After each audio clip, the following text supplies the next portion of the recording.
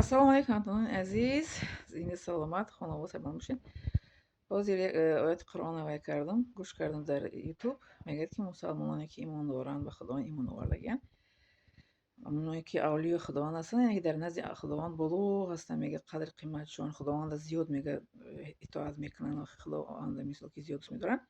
Ҳамин гуна инсонҳо мега аз ҳеҷ чиз наметарсанд ва ҳеҷ гоҳ ғамгин намешаванд. Мега вала хавфун алайҳим ва ла яҳзанун. Мега аз ягон чиз тарс надоранд ва ҳеҷ гоҳ ғамгин намешаванд.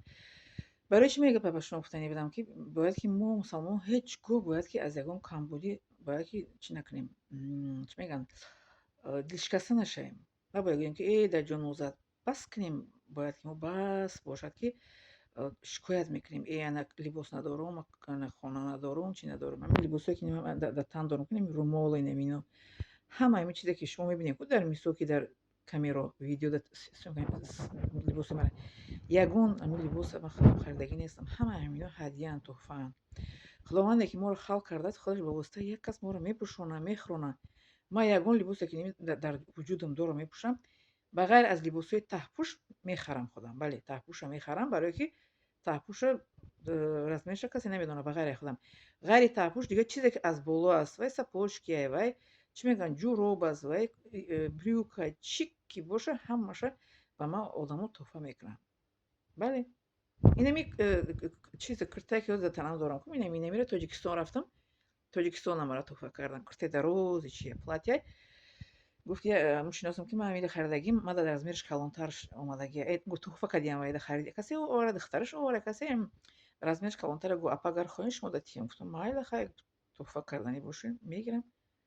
Ман ягон либос барои худам намехарам. Алҳамдулилла, аз ҳамун вақте ки худама мешиносам ба булоғат расидагиам, ман ягон чиз харидагӣ нестам барои худам, ба ғайр аз либосҳои таҳпӯш.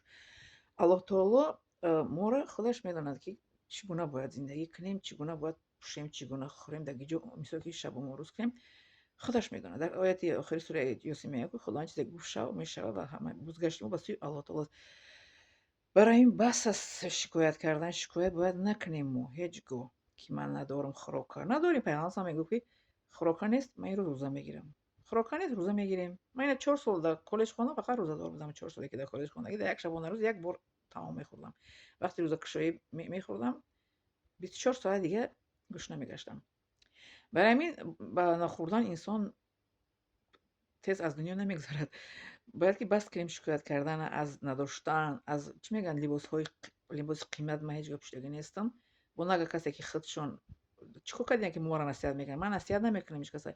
Бояд ки мо аз ҳамин чизҳо бояд худамон дурӣ бигирем. Мисол ман худам бо шумо хуш мекунам, намегӯям шумо хеле чиба мекунем. Ман мегӯям чиба мо то ҳолиам шикоят мекунем. Бояд шикоят накунем ба ягон чиз. Бояд ки мо либосҳои оддӣ, чӣ мегӯянд, камбағалона бояд пӯшем.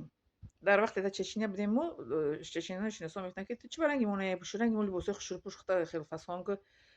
Ман мегуфтам чӣ либосҳои мо эҳсос неста? Эне ту ранги мо пӯш, ранги мо шав. Ман гаштам гуфтам ки ман ранги ҳеҷ кас намешавам. Мара худованд чӣ хеле ки амр мекунад, ман хеле оддӣ либоси камбағалона мепӯшам. Ранги мо шав мега баъд қати одамо дӯстӣ мекунанд, дӯстӣ накунанд бо ман. Накунанд дӯсти ман худованд.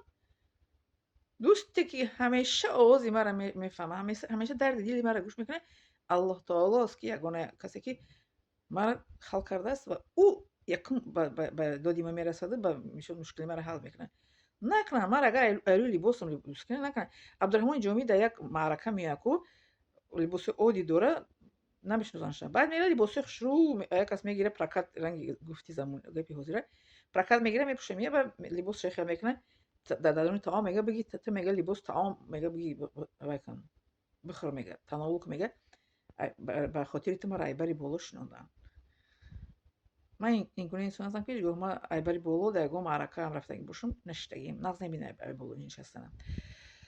Ва либосҳои қиматам намепӯшам, барое ки ман бандаи худовандам. Вақте ки мо аз дунё ки гузаштем, моро як кафан бар мо мекунанд, либоси сафед мепӯшонанд, дар хоб мебаранд, моро месупоранд. Моро ягон либосҳо тиллову нуқрон қати намебаранд ку.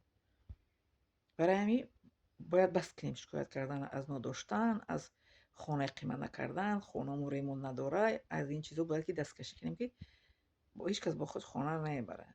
Ягон пайғамбари худованд خانه قیمت‌بها نداشت. یگان دوستی خداوند خانه قیمت‌بها نداشت. یگان عالم خانه قیمت‌بها نداشت. نه از پیغمبری حضرت آدم علیه السلام، از آدم تا این دم یگان عالمی مثال مسلمان خانه چی نداشت. چی میگم قصر یا که особняк خانه لوی زندگی میکردن. بله در زمانی ماش کس لوی زندگی نمیکنه که برای خانه دبدبانок باید که ما خودمون رو نکنیم دوده نشویم. باید که هیچ کنیم کناره بجویم. و چیزی که خدا به ما داد باید که شکران کنیم. شکر کنی نعمتت افزون شود نکنی از دستت بیرون شود. در آیت قرآن آمده که شکر کنی خدا نعمتشون زیاد میکنه. اگر که شکر نکردی بس خداوند از شما نعمت میگیره و میگردی بعدم تا که ایش نتاش نمیکنی. چیز داد بیهوده باید نزنیم. ناشکری باید نکنیم.